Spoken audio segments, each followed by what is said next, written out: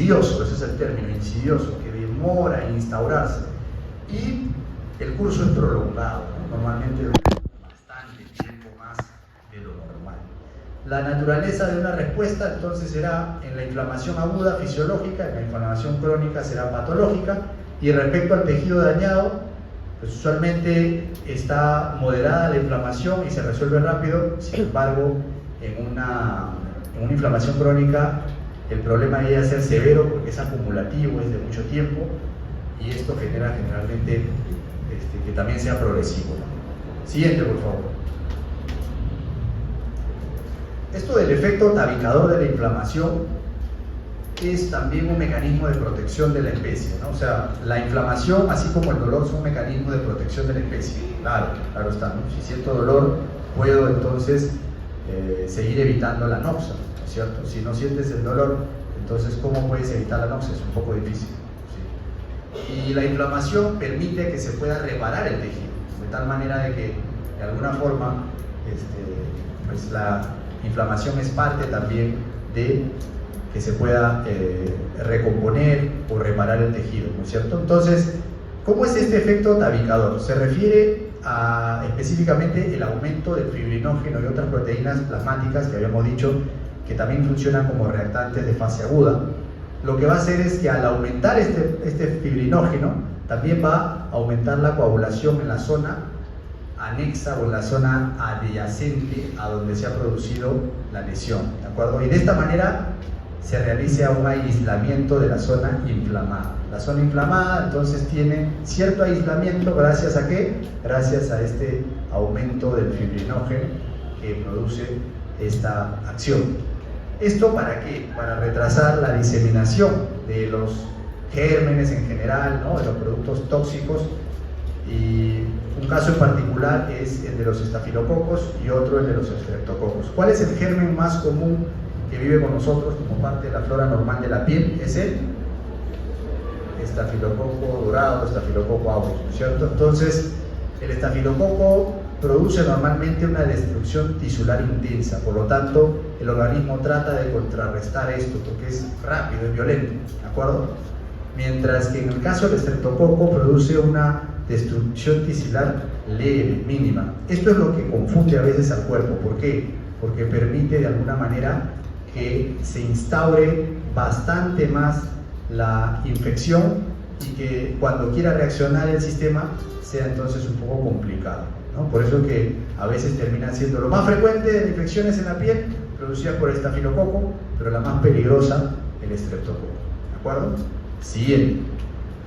¿Cómo es la línea de defensa que se tiene ante una inflamación? La primera línea de defensa está compuesta por los macrófagos tisulares activados, quienes actúan en minutos. La segunda línea de defensa, alrededor de la hora de haberse producido el problema, y ahí está en relación con la célula central, es el neutrófilo, quien a su vez expresa factor de necrosis tumoral, FNT es factor de necrosis tumoral, y también interleuquina 1, ¿no? Cuando hay una inflamación intensa, ustedes pueden ver que puede tranquilamente aumentar drásticamente la cantidad de neutrófilos, ¿no? Puede pasar de 5.000 a 25.000, ¿no? Neutrófilos por microlitro. Entonces es una reacción sumamente importante, puede quintuplicar el efecto. La tercera línea de defensa está dada por los monocitos que han migrado hacia el tejido inflamado y ya son macrófagos. Esto pasa a partir de las 8 horas de haberse producido la noxa. Y finalmente, la última línea de defensa viene a ser nuestra médula ósea, que actúa en días. ¿Qué es lo que va a hacer? Aumentar la producción de granulocitos y monocitos, de tal manera que va a demorar 3 a 4 días para que estas células puedan salir de la médula ósea hacia la sangre periférica, ¿de acuerdo? Pero esta médula ósea puede producir gran cantidad de estas células, neutrófilos y también monocitos, hasta 50 veces, y mantenerlo así por incluso años, por si acaso. ¿Ah? Seguimos. La migración de neutrófilos de la sangre, ¿cómo se produce? En esta imagen ustedes pueden ver que en este tejido inflamado, ¿no? Si vemos el tejido inflamado, el endotelio del tejido inflamado expone unos receptores específicos que se conocen como selectinas. Estas selectinas se van a unir a los neutrófilos Y el neutrófilo además se adhiere gracias a otra molécula de adhesión intercelular que es conocido como ICAM1, ¿no? ICAM viene por sus siglas en inglés, pero se traduce como molécula de adhesión intercelular de tipo 1. De tal manera que la selectina ICAM1 fija el neutrófilo y este neutrófilo va a poder pasar a través del endotelio o de estas uniones intercelulares del endotelio gracias a que aumentó la permeabilidad capilar en el tejido inflamado. Y pasa por esa zona mediante un mecanismo de rodamiento, ¿no es cierto? O diapedesis o diapédesis, y se dirige ¿a dónde? Se dirige a la zona donde están las sustancias quimiotácticas, ¿no es cierto? Esas sustancias que lo atraen al neutrófilo. Son sustancias productos de proteínas extrañas, de degradación de ciertas células que no son las propias del cuerpo. Ya habíamos dicho, ¿no? El neutrófilo se siente atraído por la cochinada, ¿no es cierto? Entonces se acerca rápidamente a esa zona y de esa manera van a ir a pelear. Siguiente, por favor. Si vemos en un esquema, el macrófago activado va a producir tanto a través de células endoteliales, fibroblastos y linfocitos, como directamente a la médula ósea, el estímulo para la producción de granulocitos y monocitos. Ese estímulo está dado básicamente por el factor de necrosis tumoral, ¿no? Y la interleuquina 1, básicamente, ¿no es cierto?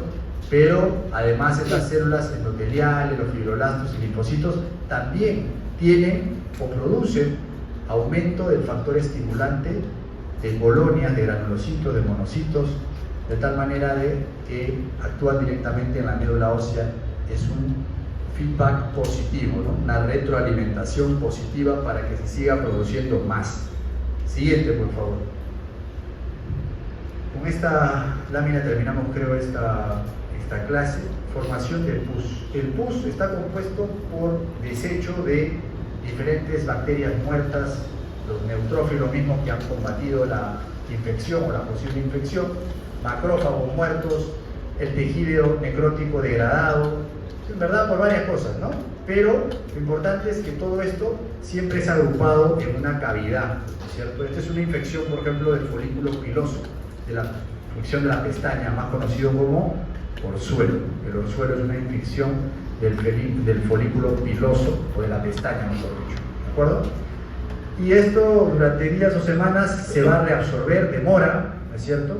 A veces algunas personas acuden al oftalmólogo, por ejemplo, o si está en otra parte, por ejemplo, el absceso, porque finalmente esto es un absceso, se hace un pequeño drenaje para que se acelere la curación, ¿no? Básicamente es eso. Siguiente, creo que esa es la última. Vamos ahora sí con la última clase: sistema de complementos radicales libres de oxígeno y óxido nítrico. ¿Alguna pregunta hasta ahí? ¿Dónde está la lista? ¿La lista por dónde está? ¿Ya acabaron de pasar la lista? Por favor, levanten la mano los que no han firmado la lista. La lista, ¿han firmado o no han firmado? ¿Ya firmaron, no? Ya. ¿Quién falta? ¿Quién falta? ¿Ya firmaste? Todavía. ¿No firmó? Esa ya está ya. A ver, al azar. Vamos a ver.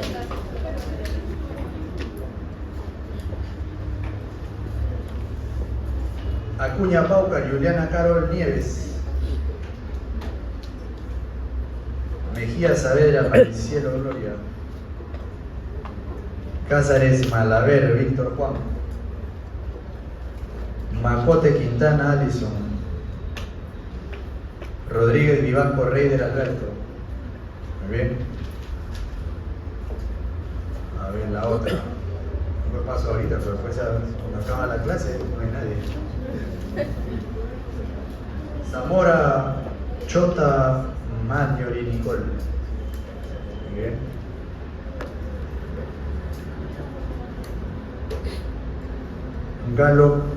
Gala Stephanie Nicole.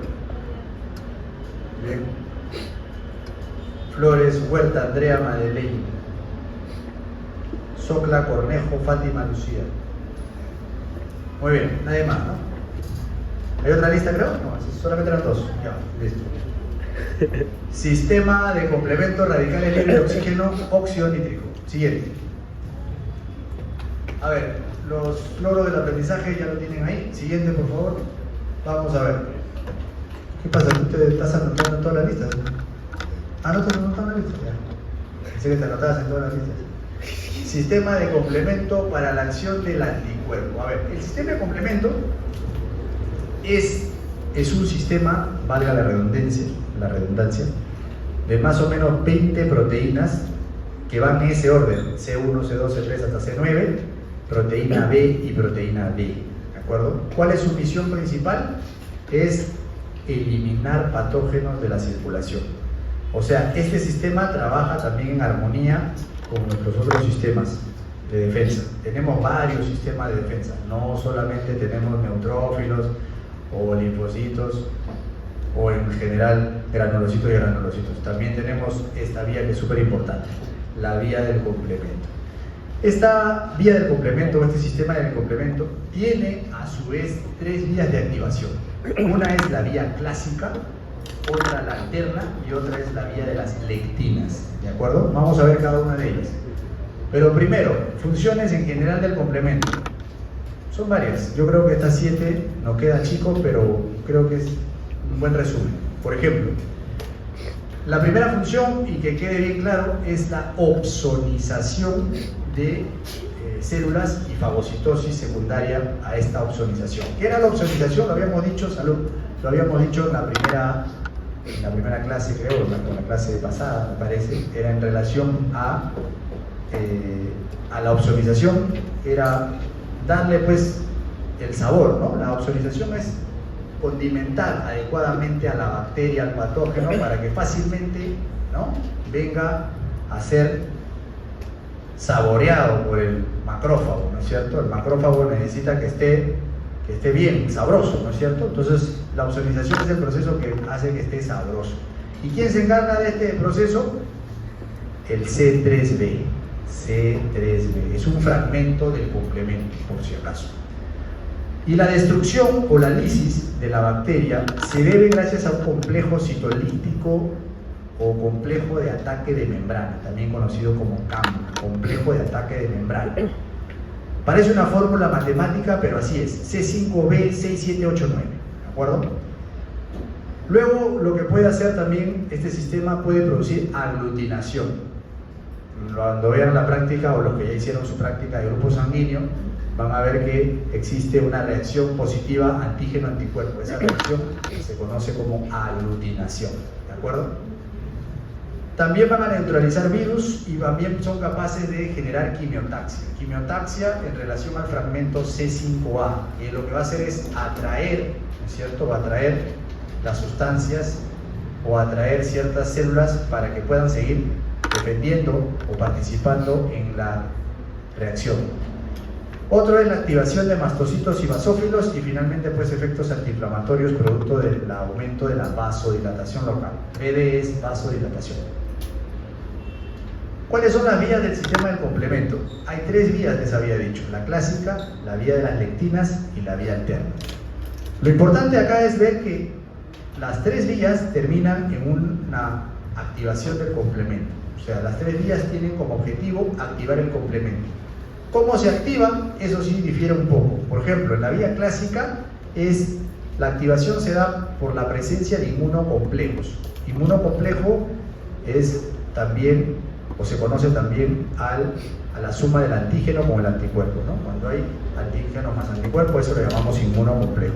Entonces, cuando hay presencia de este inmunocomplejo, en la vía clásica se inicia la activación del complemento, ¿no es cierto? Se activa el complemento mediante el inicio de la exposición a este inmunocomplejo.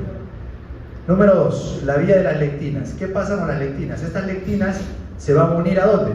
Se unen a la superficie de patógenos, de tal manera que también a la unión de esta superficie de patógenos va a activar el complemento. Y la tercera, la vía alterna, está también en relación a la unión de superficie de los patógenos, pero en el caso de la vía de las lectinas está en un esquema mejor explicado, lo vamos a ver, en relación con la unión a ciertos residuos de azúcares como la manosa, ¿de acuerdo?